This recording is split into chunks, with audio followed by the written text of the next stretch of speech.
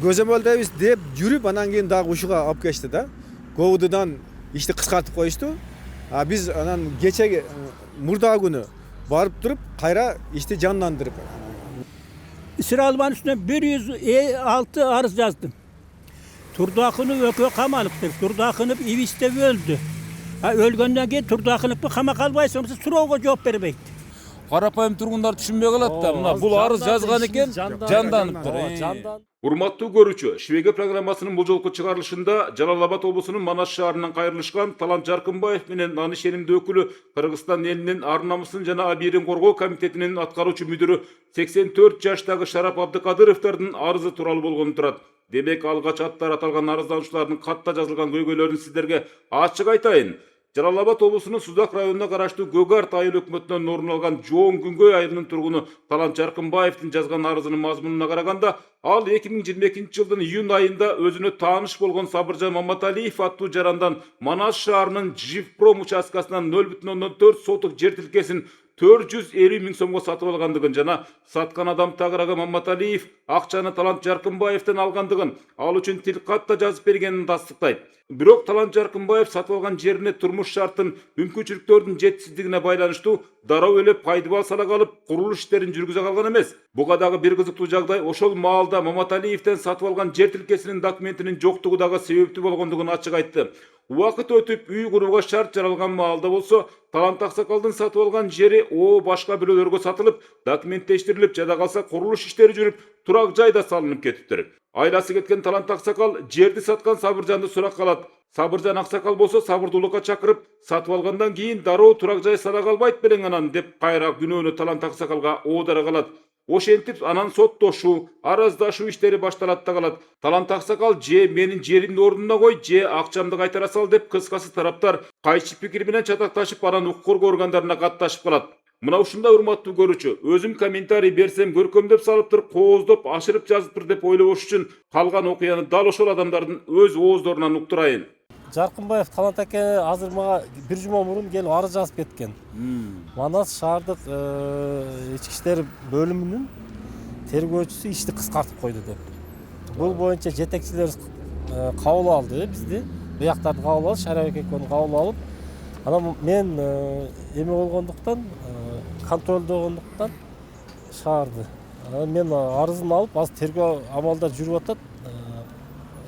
Сотко bir-iki günde sotko çıkat dep az mага тергөөчүлөр айтты да. Исраилова боюнча тактадыңызбы?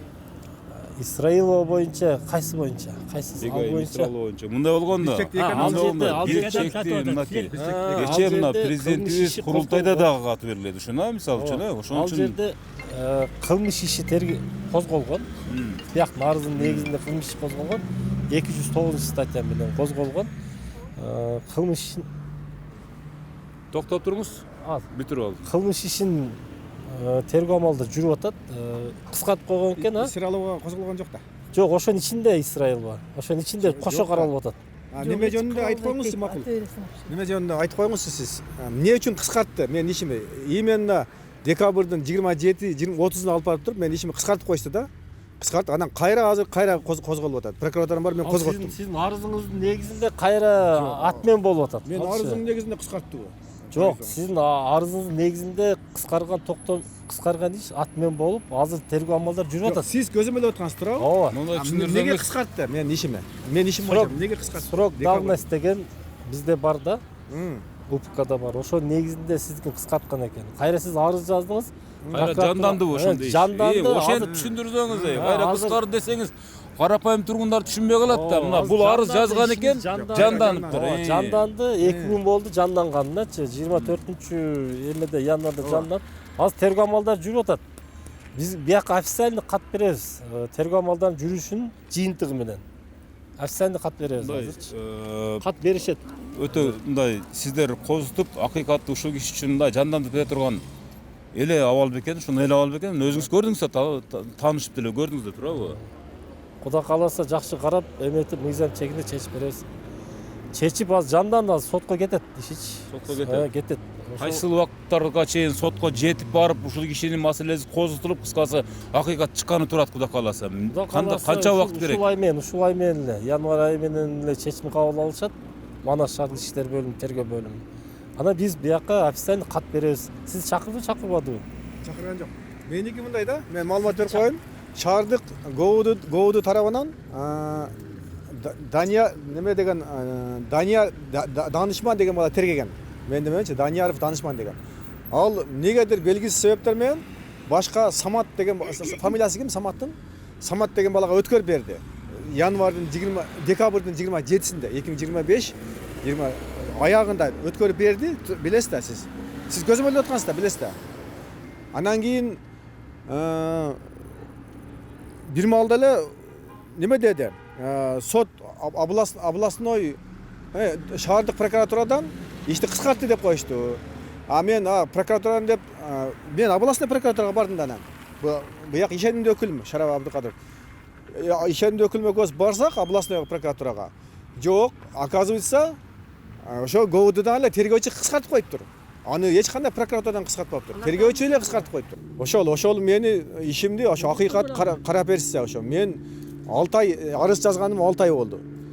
Биринчи Адилет деген тергөөчү иш каралганга, иш козгогонго негиз жок деп неме берген.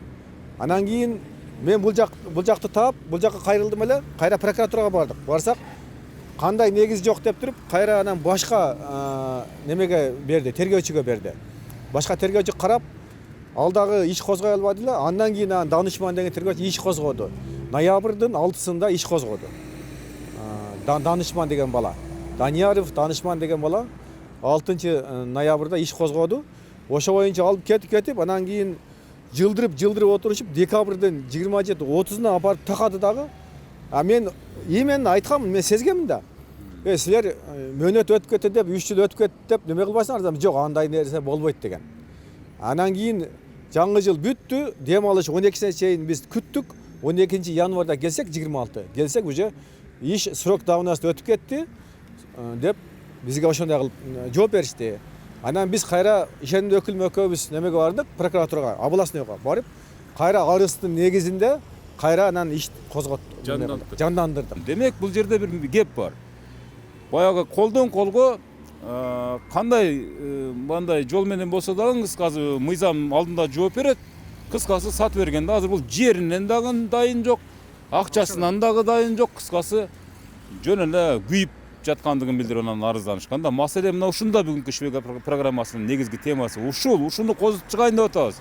Ошого бул жака келдик, мынакей облустук ички иштер башкы башкармалыгынын мекемесине келдик, мынакей бизге айтып атат, чоңдорубуз жок, баардыгы Алабука деген райондо улак болуп аткан экен, ошол жака кетип калыптыр. Бүт ушул бөлүмдөрдүн чоңдору улакка кетип калыптыр. Эми буну биз бул ички мекеменин уставын биз жакшы түшүнбөйбүз, бирок негизи адамдар абдан көп. Ол жерден кире албай атат, чыга албай атат, чын айткандачы.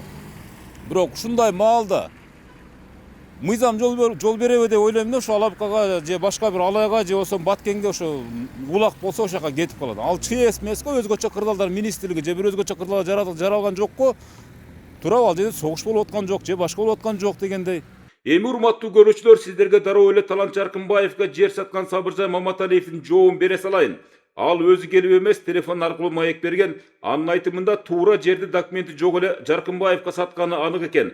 Бирок документтештирип ал дегенмин деп көп жолу эскерткенмин дейт. Анан арадан бир топ жыл өткөндөн соң алган жериме кам көрбөгөндөн кийин жерим башка бирөөлөр мыйзамдаштырып алыптыр да. Ага менин кандай тиешем бар? Убагында менден сатып алган жерине камкордук көрүш керек эле да деген жообун бердим. Демек Сабыр Маматалиевдин берген маалыматына назар салыңыздар.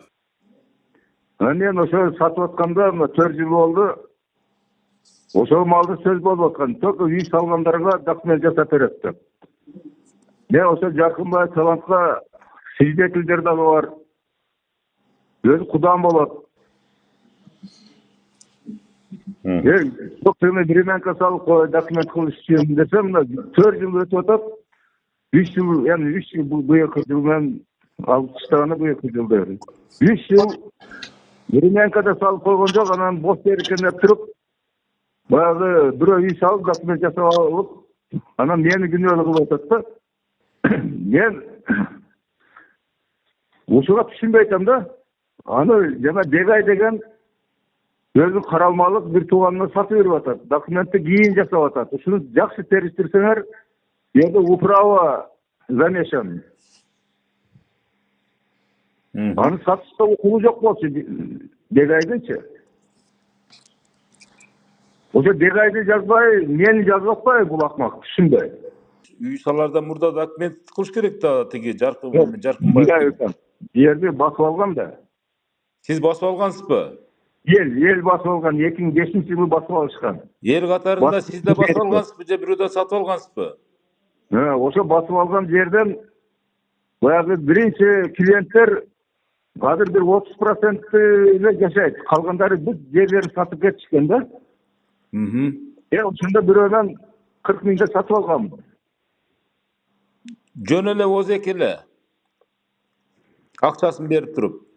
Ооба, 2007-жылы мен сатып алганмын 40 миңге. Анан мен ошого жакын жерде жашайм. Анан баягы каражат жоктугуна байланыштуу үй сала албай жүрүп, анан кийин 22-жылы ошо талантка сатып атам. Акча керек болуп калып. Жарым пулуна саттым, кудасы экенбизден. Азыр мына 3 миллионго чыгып кетти ошо бош жерлер жерде. Урматтуу көрүүчү, Жаркынбаев менен Маматалиевдин бизге берген ачык жана ачуу маалыматтарын жогоруда уктуңуздар. Эми ушул иш боюнча Жаркынбаевдин ишенимдүү өкүлү Шарап Абдыкадыровдун сөзүнө кулак салалы. Өмүр бою укук коргоо багытында ишмердүүлүк жүргүзүп келген Шарап Аксакалдын бизге берген маалыматында ушул жана башка иштер боюнча 4 жылдан бери 106 жолу кат менен ар кандай эшиктерди ачып кат таштадым. Эч кандай жооп болгон жок. Болсо дагы ажаатты ачпай турган, көйгөйдүн аягына чыкпай турган жагдайлар орун алып келет дейт Аксакал. Ал ортодо Жаркынбаевге Маматалиев саткан жер өзү кимдики? Өкмөттүкүбү же Кадыржан Батыровдукубу деген суроолор да пайда болбойт туугандар. Шарап Абдыкадыровдун бизге берген маалыматында бул иштин Ашмалты айынын чыгуусуна Бегай Мисралова деген жарандын күнөөсү бар дейт. Анткени Жаркынбаев алган жер участокты дал ошол адам башка бирөөлөргө сатып жиберген деген маалыматын айтты. Демек Жаркынбаев арызданып же жерди же пулду кайтарсын деп укук коргоо органдарынын тергөө териштирүү иштерине Маматалиевге кошуп Бегай Мисралованы дагы, андан сырткары бир мезгилдеги тергөөчү Мырза Мамытовду, прокурор Дардановду жана ошол кездеги Жалал Абад шаардык милициясынын башчысы Ширалиевди дагы жоопко тартылуусун талап кылып жатышканын ачыктады. Демек бул ишти бир гана Исралова кыла албайт. Булар уюмдашкан топ. Исаков, Сыргак жана Калбаев, Мурат деген адамдар менен биргеликте жасалышы мүмкүн. Бирок убагында чыккан соттун чечимдери кылмыштын мөөнөтү өтүп кеткенине байланыштуу делген себептерге байланган. Алардын жерлерди жана имараттарды, темирлерди, плиталарды урдап сатып жеген фактыларын далилдеп берем деген принципиалдуу ойлору менен маалыматтары бар Шарап Абдыкадыровдун пикирин угуп көрүңүздөр. Мурунку эле козгогон боюнча тек коюш керек беле? Бизди алдаш керек эмес эле да. Prokuror kıskарtты деп. Prokuror kıskартпаптыр, өздөрүнчө кыскартыптыр. Өздөрү кыскартыптыр. Калыков деген бизге бир күн мурун Жаркынбаев экөөбүзгө айткан. Силер вторник күнү келгиле, мен уудунун баарын чакырып, жыйын өткөрөм, токтомго түшүрөм деген. Эртеси келсек чакырбаптыр. Анан биз чакыр деп чакырттык. Ошол Kalpas başta kalpasa degende şu yaktan sasıp atkанdan balık baştan sasıp atkанdan kanda iş bütöt. Daha bir yanvar içi çıkarıp bu delilden geniştir. Yanvar içi çıkarıp etmiş. Sot kötmüş. Yaylarayın bu dayar delilden geniş bolçu. Hazır aytı odat. Yanvardan işe tergele etti ve bu delilden büttü de bu. Kalıkıp degende ben ne calgan aytetmizdim. Ben 84'te çıkan adamdı aldı. Men çakıram, jыйын өткөрөm, токтомго киргизем деген адам эртеси келсек чакырбаптыр дагы, эч нерсе кылбаптыр. Анан 5 адам кирип чакырасын деп атынан чакырттык. Алар келгенден кийин бу бизде айып жок, Жаркынбаевдики прокурорду айып десе прокурорго барсак, эч кандай бизде айып жок деп туруп, ошо жапкан тергөөчүлөргө сунуш жазыптыр. Бияка чара көргүлө деп. Emki tergөөчү japsa sotko berебиз өзүбүздө отат. Булардан ишениş кетти. Сыралова дегенде болду. Эч тергөөчүлөр дагы жетекчилери да бар. Исралова деген ким ал өзү? Исралова деген ким эле бир Aldamçılık menен sottolgon, uğurluk menен kolga düşkön prokurordun Dardanov'dun жооп каты бар bizge. Ravşan Turdakov'un vökö aldın ala makuldaşıp 250 binge batırıptın mülkün satı beripdir anıktalda Dardanov kol koyup atat. Hem şunday aldamçılık men sottolgon adamdı, uğurluk menен kolga düşüp atsa. Şunun azabından mı? Kança azap, men de şunun azabından tartıp bana. Siz ne azap çektiniz? Ne azap çekti? İsrail ben üstüne bütün dalilde versen de karavay. Ben azap çeken boşa oldu. 10 yıl İsrail ben üstüne 106 arız yazdım. Turdakını ökö kamalıptır. Turdakını İviste öldü. Ölgönden ki Turdakını kama kalbaysa suroğu cevap vermeydi. Sancar Sevayev degen ex-prezidentin de sotları boyunca başçısı mağa cevap kat berip atat. Jamşit Dardanov'ga жазбады. Ал кемпиркер болуп калгандар. Өздөрү жаап кеткен ишти кайрачыларга жөнөтүп атат. Şunu karap koygulatı dese alar da karabay. Kaçanan olur da eski birlik mi aynı? Eski birlik yaman işteptir. Ha bunlar deli karap koysa olmayı. Şu taşıyıp hemen hurmat kılmayı mı? Yangıça iştemeyi degen mesele koyup ben. Bunun kılar mı aynı? Yedi, içti, kusu atat. Bunun içinde, şu kılmış işin içinde. Şeraliyip degen var. Ben İsrail bana yazganda ben üstüme kılmışı kozgottu. Dardanov degen var. İsrail bana karap koyuyorsa İsrail'den başka işin yok mu dedi. Bir gün burun elge alınarken ömrü degen kitabımı verip ettim böyle. O şunun içinde bilsin, karayip eken deyip. Anam cinim geldi açtım. Sen ben kitap verdim öyle ben sana dedim.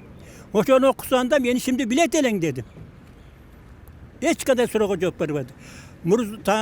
Murza Mahmutov degen cevap getiptir. İyi kama kalmaya koyup bir dediler. Ben ettim. Sen prokuror olsa toktamdı buzbaysın mı dedim. Cevap ver albaydı. Demek bir iş var da bularda. Мен айта турган кем ушул ушундай иштерди ушу органдар баш болуп көзөмөлдөп карап берсе ушу так закон ченемдүү кылып карап чечип берсе жакшы болот эле. Анан бири-бирине шылтап, ГОУДга шылтайт булар.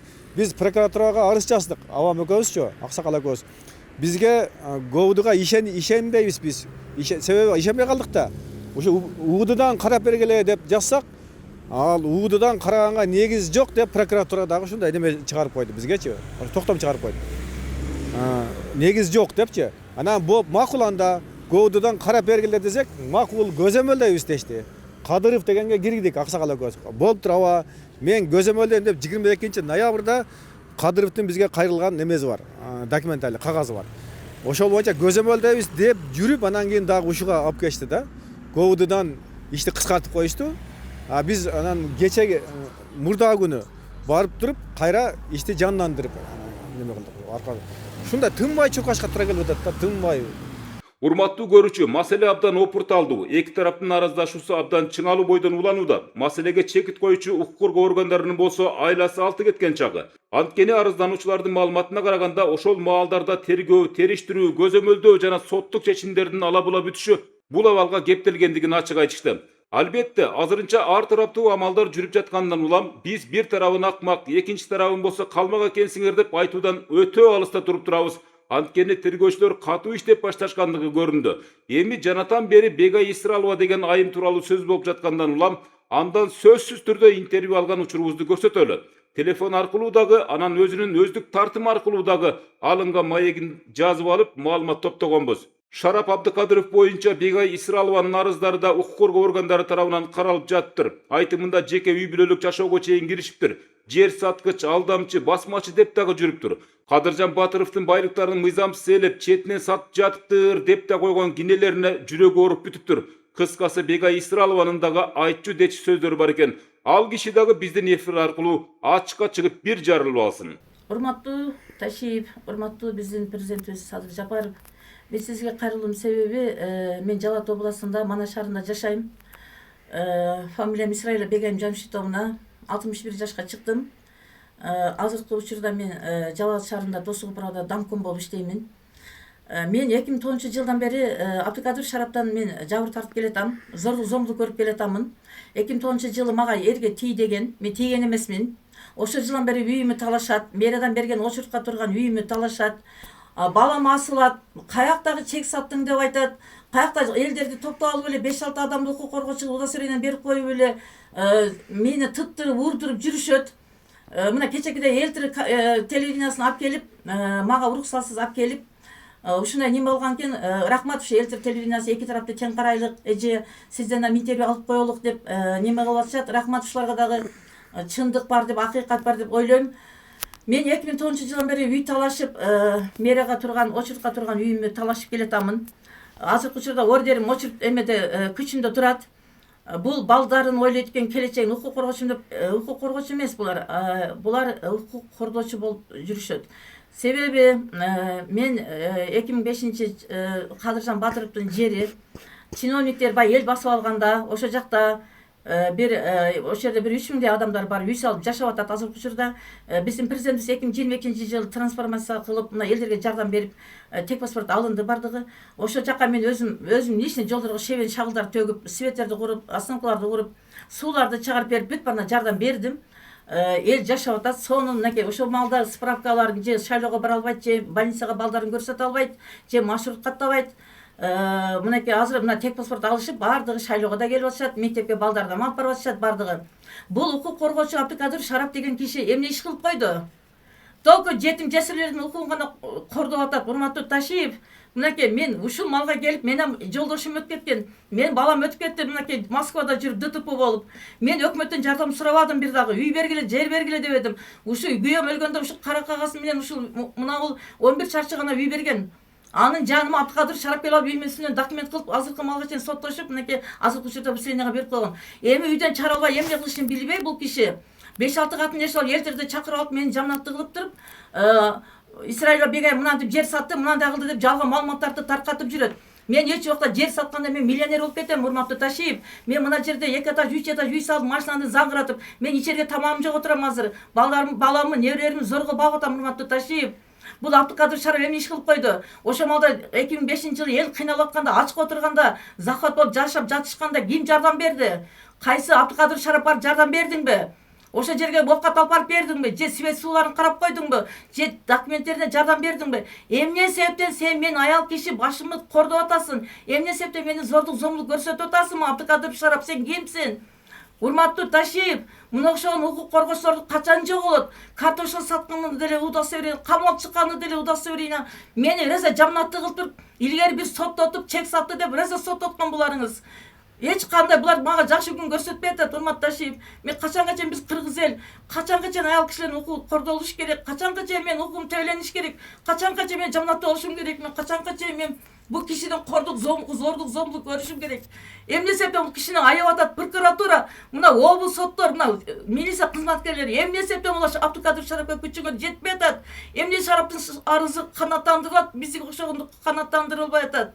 Мен Кудага шүгүр, урматтуу Ташиев, мен жер сатсам 2 этаж, 3 этаж үй салмакмын. Мен машиналарды заңгырап минбекмин. Кеңири чоң эттерди жемекмин, чоң оокаттарды жемекмин. Мен элге жардам бердим, колуман келишинче жардам бердим. Ошо бир чиновник Кадыржан Батыровдун 36 объектисин таап бергенмин. Мынакей ошо жерлерге азыр Кудага шүгүр мектеп садиктер түшүп, мынакей сонун болуп бүт курулуштар курулуп атат бардыгы. Абдыкадыр Шарап эмне иш кылып койду? Жетим жесирдин гана только чукпойт. Ошолордун акчасын жейт, мынакей ошентип жүрүп, илгери бир мугалимди каматып берген, урматтуу Ташиев, кыз урдап кетти деп. Ошо кыздын апасын алып жашап атат экинчи катын кылып. Мен алам деди эле, мен тийбей койсом, ушундай зордук зомбулук көрсөтүп атат. Мен эч убакта чек саткан жокмун. Чек саткандар өздөрү жооп бере берсин. Мен чек сатпайм дагы, мен элге жардам берсин. 20 жылдан бери эл менен жүрдүм ошол жакта, жардам бердим, свет сууларын кылдым. Мен элим жерим деген адаммын. Азыркы учурда мен азыр домком болуп иштеп атам Достук управда. Мен сонун мына тазалык боюнча мамлекет мэрияларга жардам берип, биз айлык албайбыз. Жардам берип тазалыктарды тазалап, жакшыркай элдермен жакшыркай жашап атабыз. Эмне себептен бул киши жалган маалыматтар таркатып, эмне себептен бул элтирлерди алып келип ушундай кордук зомбулук көрсөтүп жүрөт? Рахмат мына элтир телевидениясына. Эже, биз эки тарапты тең карашыбыз керек. Бир тарапты карасак, сиз да капалып каласыз. Азыркы учурда урматтуу Ташиев, мен буларды прокуратурага бердим, УВДга бердим, ГОУДга бердим, жалган маалымат таркаткандыгы үчүн мынакей Абдыкадыр Шарапты бердим, Жаналиев, жанакы Талантбек деген баланы бердим. Ким чек салса өздері жооп берсин, мени аралаштырбасын эч убакта. Мени жалга маалыматтар менен таркатпасын, урматтуу Ташиев. Булар кандай адамдар? Жалга маалыматка, моральный материалныйга да бердим сотко бардыгына. Менин укугумду төөлөп жатат. Мынакей урматтуу Ташиев, мына бул Абдыкадыр Шараптын илгери 1975 жылы мына бул мэриядан турган алган үйү, мына бул. Бул биринчи үй Ленин көчөсүндөгү, азыр Түгөбай Базаков көчөсү болуп калды. Мына бул экинчи жолу мэриядан үй алып атат дагы мына киши. Абдыкадыр Шарап. Мынакей Акканбаев илгери мына азыр раматтык болуп кетти. Ошо кишиден дагы үй алып атат мэриядан. Мына бул Абдыкадыр Шарап. Мына бул үйдү мынакей урматтуу Ташиев. Мына үй. Баки Пармалда үйү туруп, учету шаарда туруп, Ырыс айыл өкмөттөн үй алып атат. Ырыс айыл өкмөтү неме Ырыс Усенов Чумабек көчөсү 72А деген үйү турат мынакей. Бул киши. Бул кишиге боло береби? Ар президенттерди коркутуп үй алат, урматтуу Ташиев. Ар президенттерди коркутуп үй алат. Дагы участкаларын мен дагы айтпай атамын. Азыр барын тактап койгонмун аз бардыгын. Себеби мен буларды азыр жалган маалымат таркаткан үчүн мен прокуратурага бердим бардыгын. Обул прокуратура, шаардын прокуратурасына УУДга бүт бардыгын. Жана Жаналиев Талант деген баланы мен бердим, Абдыкадыр Шарап экөөнүчү. Булар башка бирөөдөн чек сатып алып деле мени жаманатты кыла беришеби? Алардын тил каттары бар экен, кимден алгандары. Бердим, эмне себептен мени жаманаттап алышат? Мына үйлөр мындай, мына чиновник, Абдыкадыр Шарап чиновник мына. Мындай үйлөрдөн Шарапта 10 та. Мына урматтуу Ташиев. Мындай үйлөр 10 та мына. Анан келип дагы менин үйүмө талашып атат, мынакей. Дагы менин үйүмө талашып атат. Мэриядан берген үйүмө. Мына сизге дагы бир факты мынакей Абдыкадыр Шарап. Мен участкаларын айтпай эле коюн, жерлерин айтпай эле коюн сиздергечи. Ошентип тараптардын кайым айтышууларын, факты менен келтирген далилдерин сиздерге тартуулап жатып, ошол жерлер четинен кертилип сатылган аймактын башчысынан да кабар алдык. Анткени ал киши мэриянын кызматкери, демек ушул талаштуу жер тиркелерди көзөмөлдөөчү өкүл. Жерлер Кадыржан Батыровдукубу же Манас мэриясыныкыбы же башканыкыбы айтор ушул ишти мыкты билген тийиштүү адам десек да болот.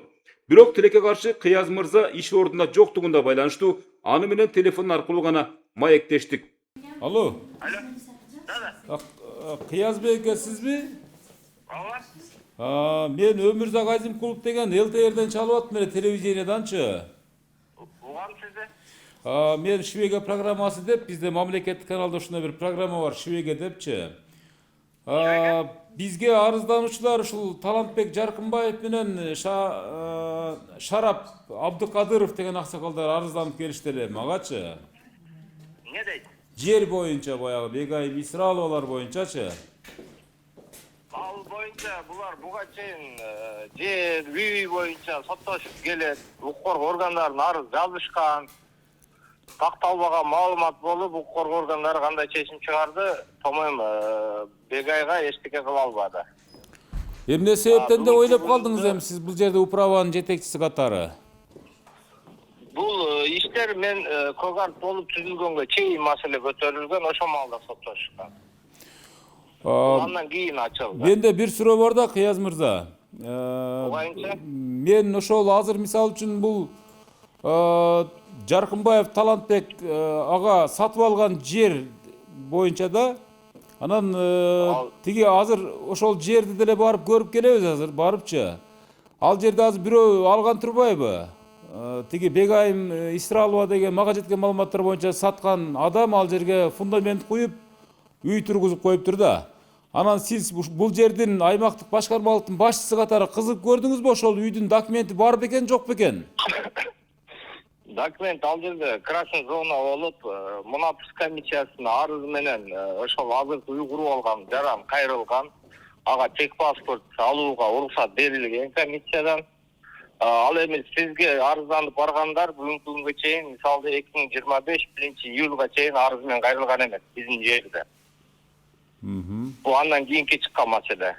Азыр ошондо сиз ошол жанагы документи барбы деген суроону айтып атам да. Документин көрдүңүзбү өзүңүздүн көзүңүз менен? Ал жерде мисалы үчүн эмненин негизинде алыныптыр, же айыл өкмөттүн токтому болот, токтомдун негизинде болот, же болбосо мамлекеттик кадастр мамлекеттик мекемесинен сатып алуу, сатуу деген келишим болот.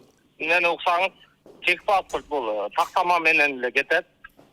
Тактама менен берилген себептен ал жерге спутник буга чейин башкармалык тактама берген. Себеби ал жаран арыз менен кайрылган. Ал эми сизге арызданып барган жарандар бүгүнкү күнгө чейин дагы арыз менен кайрылган жок. Ал жерде эч кандай госакты жок эле бири-бирине мен саттым деп бүгүнкү күндө дагы документи бар жерлерге башка бир жарандар дагы келип арызданып турушат. Андайлар көп толтура.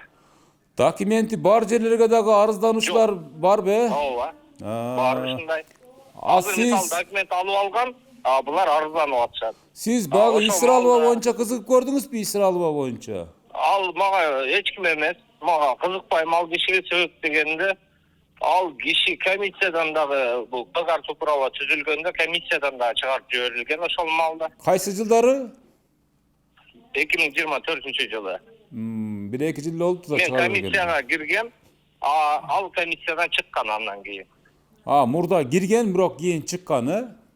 Ооба, чыгып кеткен. Ал мен комиссияга киргенде ал чыгып кеткен. Ошондо азыр могул Жаркынбаев деп эме эмне болот эми ал эми мурда саткан жери боюнча? Ал жазбаган болсо өзүнүн мөөнөтүндө аны эч ким неме кылган эмес да. Мисалы арыз менен кайрылба деп айткан эмес ага. Бардык Кыргызстан үчүн ага жооп мүмкүнчүлүк берилген арыз жазганга. Өздөрү жазган эмес. Тиги азыр эми ошондо азыркы үй салып алган ошол жана красный зона деп кийин анан тек паспорт берилип анан документтештирилип калды дегендин документи боюнча бир маалымат айтайынбы? Булар 2008-жылы биз фундамент куйганбыз, аны сүрүп жиберип, анан башка бирөөгө сатып алып үй куруп алган деп бизге озик түрдө кайрылган. Мен письмени сураганымда алар жазып бербей коюшкан. Ким? Ошол инсанга саткан адам. Ким деген? Аты жөнү мен толук азыр эсимде жок. Ошол инсан биз жеринде арыз жазганда барып көргөнбүз.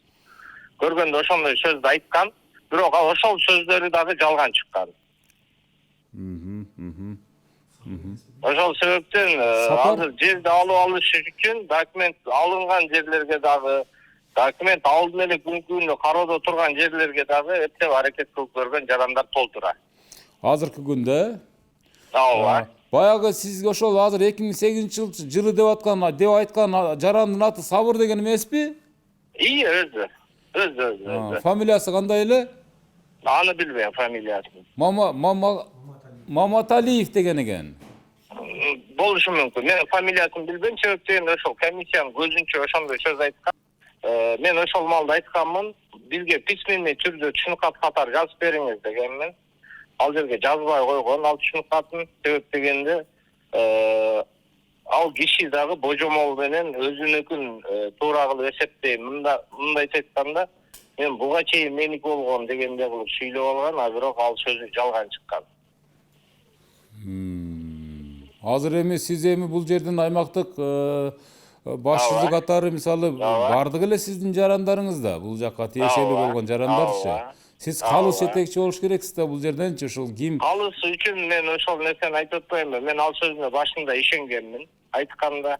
Бирок бизге письмени жазып бериңиз, комиссия чечим чыгарганга жакшы болот дегенмин. Бирок ал баш тарткан, бирок башка фактылар менен история снимок деп коет. Бул жердин картасын годовойдо бир жолу сүрөткө тартып турат.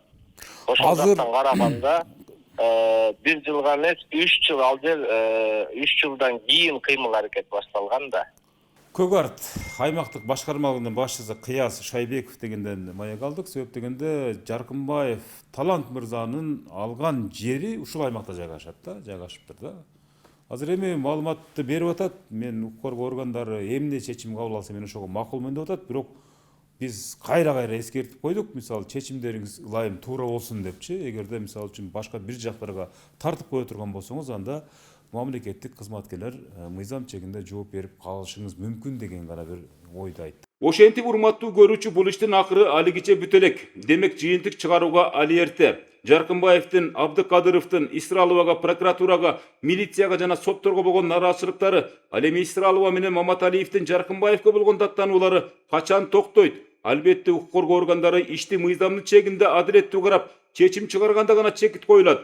Ошондуктан карапайым тургундарды жаакташтырып карап, топ кылып ары бери тебе бербегиле урматтуулар. Манас шаардык прокуратурасы тарабынан дагы ошол тергөөчү кабыл алган чечимге алар да макул болбостуктан 2026 жылдын 24 эмесинде январында кылмыш кыскартылган кылмыш ишти кайра бузуп, кайра жаңыртып, азыркы учурда ошол кайра Манас шаардык иштер бөлүмүнүн тергөө кызматына жөнөтүлдү. Биз ошол Талант агайдын баягы бизге нааразы болгон ошол жаш тергөөчүлөр жакшы карай албай атат дегендиктен биз азыр такшалган андай опыттуу күчтүү эле тергөөчүгө бердиргиздик. Азыркы учурда ошол тергөө амалдары жүрүп атат. Биз эми мисалы үчүн чакырык жасабайбыз, мисалы үчүн бул адамдардыкын жакшыраак карап бергиле да тигилердикин мындайраак карап бергиле дебейбиз. Болгондо мыйзамдын чеги менен, мыйзамдын жолу менен анан тыкыр көзөмөлдөп берсеңиздер, себеп дегенде улам келип эле тергөөчү алмашып эле кайра токтомдору бузулуп эле анан сотко жетпей эле, мына сотко жетпей эле бузулуп кетип атат биздин токтомдор дейт да. Ошого мына азыр буга чейин жаш балдар караган болсо азыр такшалган профессионалдардын колунда өткөзүп атабыз деп, ошол эле учурда ошол ишти көзөмөл кылуучу өзгөчө бир методика менен мен дагы иш алып барып атам дегениңизге караганда, Кудай буйрса бир адилеттүүлүк чыкканына жакын калган го дейм, а? Ооба, азыр биздин өзүбүздүн да жетекчилер дагы катуу көзөмөлгө алды. Кудай кааласа адилеттүү чечим кабыл алышат. Ушул ай менен. Азыр эми ушу ишенип туралыбы? Мен бир суроо бар да, Сабаке. Обул прокуратурадан биз барсак сунуш жөнөттүк деди. Баягы чара көрөбүз ошо жапкандарга деп. Сунуш түштүбүз. Баягы мурдагы кызматкерлерге дейт, чара көрүү боюнча. Мурдагы тергөөчүлөрдүн үстүнөн чара көрүлөбү, көрүлбөйбү дейт. Ооба, азыр мына эме менен тергөөнүн жыйынтыгы менен ага чара көрүлөт. Эми прокуратура мындай деп эскертти да. Эмки тергөөчү ишти жаба турган болсо, биз өзүбүз киришип сотко беребиз деди. Анан угуп койгун. Биз кайра келе бербейбиз силерге. Жок. 2025 жылдын аягында биз кайра айтканбыз да. Биз ишенбей калдык ГОУДга депчи, ГОУДга ишенбей калдык, УУДга өткөрүп алгыла десек, тиги прокуратурадан негиз жок деген кагаз берген да, негиз жок деп. Бул жактагы жок, ГОУДу карай берсин дешкен, УУДдагыларчы. Азыр сиз кандай деп ойлойсуз, эми так неме кылып беришеби же бул жака аласыздарбы? Өзүңүз көзөмөл ушул жерге аласыздарбы? Жок, биз көзөмөлгө алдык. Азыркы учурда ошол Манас шаардык иштер бөлүмүнүн тергөө кызматы тарабынан тергелип атат булчу. ГОУДга кирип чыктым. ГОУДда тергөөнүн начальниги, тергөө бөлүмүнүн начальниги Бегай деген тергөөчүгө киргизди. Бегай деген тергөөчү айтты, мен ишим боюнча эртеге прокуратурага таштайсыз деди, шаардык прокуратурага. Шаардык прокуратуранын 5 күндүк мөөнөтү бар экен. 5 күндүн ичинде шаардык прокуратура сотко берет экен же бербейт экен. Ошо өздөрү чечим кабыл алышат. Ошондой деп Бегай деген тергөөчү мага ошондой маалымат берди. Мен колгой чыктым азыр. Кайсы бирде келди, ишеним барбы жокпу? Ишеним толук, бул ГОУДга ишенбей калдым да, мен толук ишеним жок. Толук ишеним жок. Убакыт көрсөтөт. Убакыт көрсөтөт. Анан эми маселени урматтуу көрүүчүлөр ушул жерден токтотуп туралы. Анан кийин мына 1 ай ичинде Кудай буйрса маселеге чекит коебуз деп, мисалы үчүн мамлекеттик расмий органдын өкүлү жооп берип атат да. Бул жөнөкөй жооп эмес да. Мына ушуну эске салып коюңуз, Тал мырза. Бул сиздин сөзүңүз расмий жазылып атат азыр. Расмий мамлекеттик органдын, мамлекеттик каналдын эфиринен кетет бул. Буну көрө тургандар көрөт да, Кудай кааласачы. Анан 1 айдан кийин ушул маселе боюнча келебиз, пресс кызматы менен байланышып ушул маселени сурайбыз. Келебиз, анан кийин жарандардын. Эгерде биз дагы бир жолу айтып коеюн. Жаркынбаевдики туура эмес деген жок мына. Азыр ушул убакка чейин. Ошол эле Исралованыкы да туура эмес деп айта элекмин. Тергөө иштери жүрүп атканга байланыштуу. Бул менин журналисттик баягы мыйзамдардагы милдетим айтып атам да, укуктарымды айтып атам. Анан ким тарапка чечилип, анан кийин прокуратурага жөнөтүлгөндүгү боюнча маалымат алат экенбиз Кудай кааласа, анан прокуратура менен биз иштеше беребиз. Тергөө бүтсө Кудай кааласа. Ага чейин урматтуу көрүүчүлөр, жакшылап баам салып турабыз, темадан алыстабай турабыз. Бул темага сөз кайрылабыз. Жакшы туруңуздар.